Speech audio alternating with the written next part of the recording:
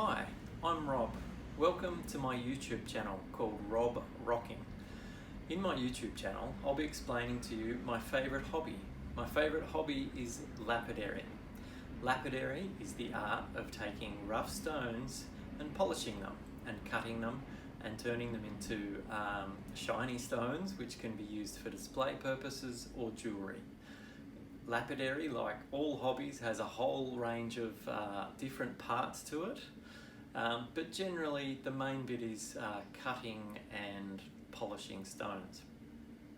What we do in lapidary is we polish stones for either setting into jewellery or display purposes. I'll just quickly show you some of the ones that I've cut for display or polished for display purposes. This is a piece of petrified wood, and we can see it's in the original form. It looks like a little stump of wood, but of course it's a rock. So it's been replaced over millions of years and hundreds of millions of years potentially. The wood fibres have been replaced by silica, and so now it's quite a hard substance, similar to like a quartz, for example. The petrified wood that I bought, didn't find this one unfortunately, had a nice, really clean saw surface on the top of it. I've polished that by using my lapidary tools, and I've polished it so now it's a nice display piece that will sit on a shelf. Here's another rock that I've polished.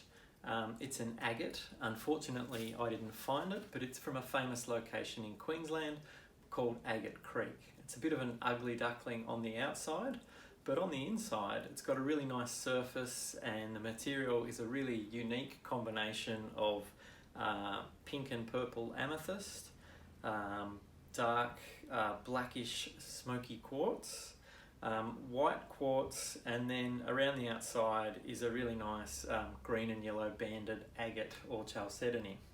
So that one I've polished the face of, and it sits really nicely on a shelf in my collection, and as I said, it's from Queensland. This is a piece of mookaite from Western Australia, on a station called Mooka Station. Now this one came in the form that it's generally in at the moment, the shape that it's in at the moment, and all I've really done is just rounded off a lot of the edges, polished the front. There's an area there where I left it unsanded, so you can see the original surface of the material, and it was in this shape when I bought it. Mookaite's a really nice stone, very unique to Australia. I think it's a type of chert. Happy to be corrected on that, as I am with lots of my points that I'll raise. Lapidary is a fantastic hobby, and it's one where you're always learning. I've been doing it for over 15 years now, and I'm continually learning every time I do it. So this is again another nice display piece. We can also cut stones to make into jewellery. So for example, these are some stones that I cut. Again, they're agate from Agate Creek, and what I've done is I've cut these freeform, which means that I didn't cut a standard oval or a circle or a square or a diamond. What I did here was I ground down and followed the shape of the original slice of agate, and they're cut in cabochon, and cabochon's a French word which means rounded top or surface. And traditionally, a lot of the stones that you see set in jewellery, whether it be wire wrapped, whether it be set in gold with a bezel that wraps around the outside, a lot of those stones are cut as cabochons. Cabochons can be a whole range of shapes. For example, these ones, as I said, are freeform, where I've followed the shape of the stone. This is a black agate that I'm not sure where it came from. I think I bought it at a club show, and it wasn't labelled, so it could be Australian, could be a Queensland piece, or it could also be from Botswana or somewhere like that, where you typically get this black and white banded agate. So this is just an example of some of the shapes that we can cut our cabochons into. Here's a template where you have a series of ovals and some circles, or are they all ovals? I think they're all ovals. Again, another oval shape. Here's one where you've got some squares that you can cut, then you can mark out and cut. And basically the shape the shapes of your cabochon is really only limited by your imagination. If you buy opals, opals are generally cut as oval shapes. They more and more, I suppose, are being cut as freeform shapes just because of the value of the material. You want to try and maximise the return from your rough stone and the weight, and try and keep the weight as much as possible as close to that, particularly where you've got really good opal that could be over $1,000 a carat for a cut stone. Now, the tools that we use to cut stones in the art of lapidary, they vary. Typically we use really hard materials to cut softer materials, and of course one of the hardest materials is diamond. Now, I use a diamond blade in my diamond saw. I have a really big old diamond saw here that has a tub at the bottom of it that's got oil in it. It's got the rotating blade and a motor, and that blade has got little pieces of diamond embedded into it that cut through the stones as I cut them.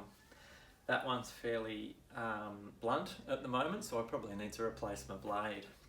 Then once we've got our stone that's gone from a rough piece, like this piece of tiger iron from Western Australia, and been cut on our saw into slabs, like this piece of magnesite, again from Western Australia, we cut it into the rough shape that we want, and then we grind it down on our grinding wheel to get the shape a lot closer to the shape that we're then going to sand and polish.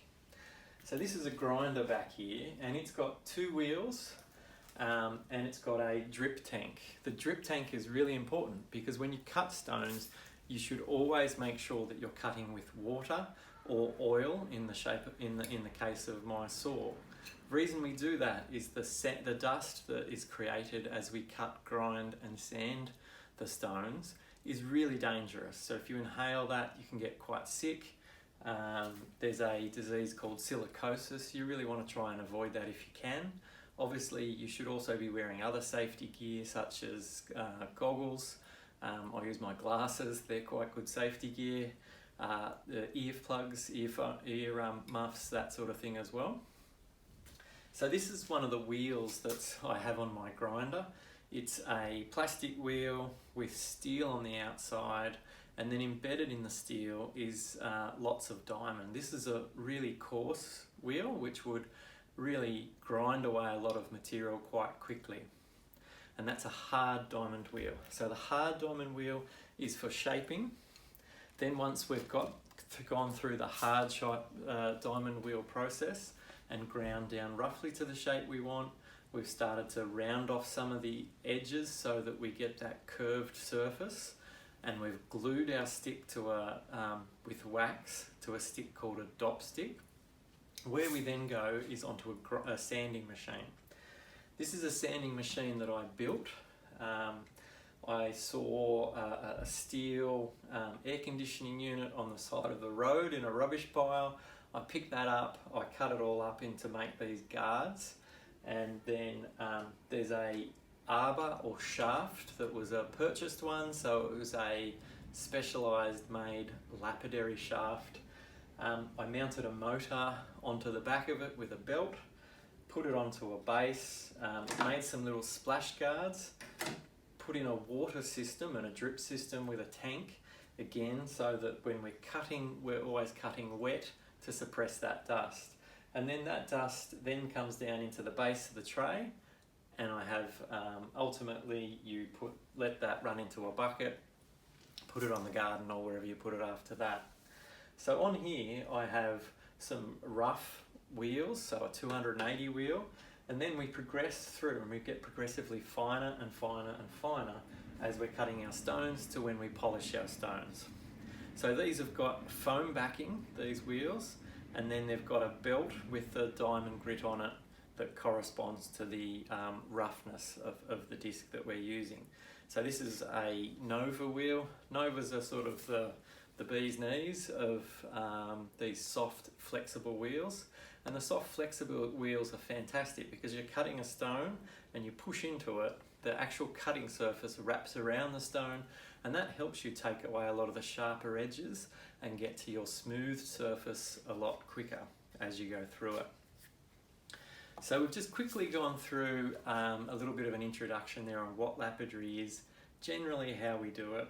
And the purpose today is just to do an introduction to lapidary, and it's the first one of my movies on my new YouTube channel. I've been talking to people about doing this a lot, and people are probably going to be surprised that I actually got around to doing it eventually. So in our next video, what we're going to do is we're going to take this slab of nickel magnesite, which is I think it's called a lemon chrysoprase, and it's got a limey colour instead of a yellow colour, and it's got that slight lime tinge because it's got nickel in it. Again, it's from Western Australia, and what I'm going to do in the next time that I come on and do another video is turn this into some cabochons. So the first part of that process, before I do that and start my saw, I need to assess the stone, because you need to make sure that you're maximising your return from the piece of material that you're using. This is quite a cheap material, but you can get really expensive lapidary material, so you really want to start practicing on some of the cheaper stones. Petrified wood is a really good stone to practice on because it's not too, it's quite hard, but it's quite cheap. You can use it with confidence that you're not going to destroy a really expensive stone. Jasper, that's another good stone to learn on. The agates. Agate's quite a hard stone, but again, it's really abundant and it's cheap, so it's a good stone to learn on for anybody that's starting out into lapidary. This isn't a hard stone, the nickel magnesite, but it's probably starting to get a little bit more expensive, and now it's getting a lot more popular. So what I've done is I've looked at the stone and I've worked out that the hard bits, or the nice clean bits, are these green sections. And we want the green because that's the colour that we bought the material for.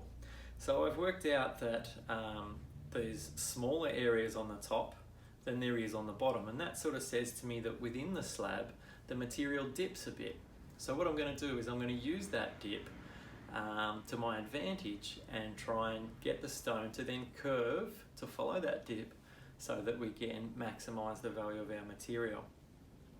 Going through this slab, there's a slab vein of the host rock that runs through. So what I'll probably do is generally cut there to maintain this bit, and then cut around to try and save this bit here. So I'll have some waste material here that I'll try and keep away from. You try and sort of get the firmest or hardest, most solid material to use when you're cutting a cabochon. However, that said, I have seen some of these little pockets that are full of crystals. They call those vugs, which is the pocket, the hole that crystals grow into. I have seen little vugs like that become just amazing features in cabochons. I'm not going to do that with this material because we don't have anything that I can see there that is incredibly special for us to try and chase a feature like that. So in this instance, what I'm going to try and do is to get the nice clean solid stones of this lime green material. So you'll see here that I've drawn some lines. So this line here is where I'll cut through to try and get this piece, and then I might try and do a freeform cabochon there. This piece here, I've drawn an oval on it, nearly a circle, but slightly an oval. And what I'll do is I'll cut then some saw shapes to try and cut that material out. You always try and cut slightly bigger than your circle if you can on the saw, so then you grind down to the shape on your grinder. It might also mean that if you have clean material when you've sawed, you can make it slightly larger than what we've got there. And that's just a good little trick to try and maximise the return from your material, maximise the return on it, obviously, from your investment. And there's an old saying in woodwork saying measure twice, cut once. It's really, really important to do that in lapidary, because it's quite easy to cut a rock. It's really hard to put more of that rock back on if you've cut a little bit too much off. Once you've cut it, it's gone. So measure twice, cut once is something that's also a really useful little rule for you to remember while you're doing lapidary. So I'll leave it here today. It's just been a quick introduction on what lapidary is, how we do it. It's a sort of really basic introduction, and as I said, next time I'll cut this and show you how to saw it, grind it, sand it, put it onto the stick so that we can do that sanding without grinding our fingers away, and then polishing it to get to a finished stone. Thank you.